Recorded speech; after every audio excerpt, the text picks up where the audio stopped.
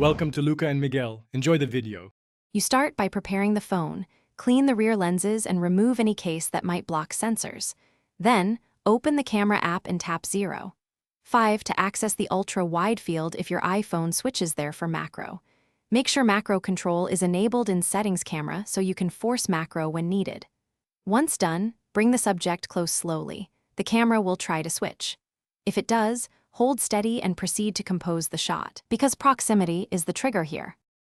Now you refine focus and exposure. Move the phone slowly until you're roughly 1 to 3 cm from the subject so the macro optical path engages.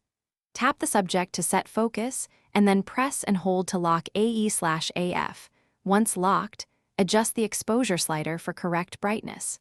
Position a continuous LED or a small ring light at a low angle to reveal texture without glare. Make sure to keep movements smooth, because tiny shifts change focus fast, so breathe slowly and steady the phone. Finish by capturing several frames.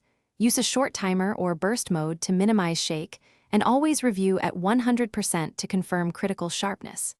If you plan edits, enable Pro RAW for extra detail and dynamic range. This helps recover highlights and shadow detail later.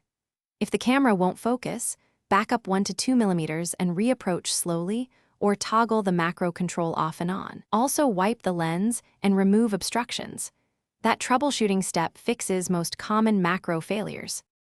Thanks for watching and please subscribe. It's the best investment you'll ever make.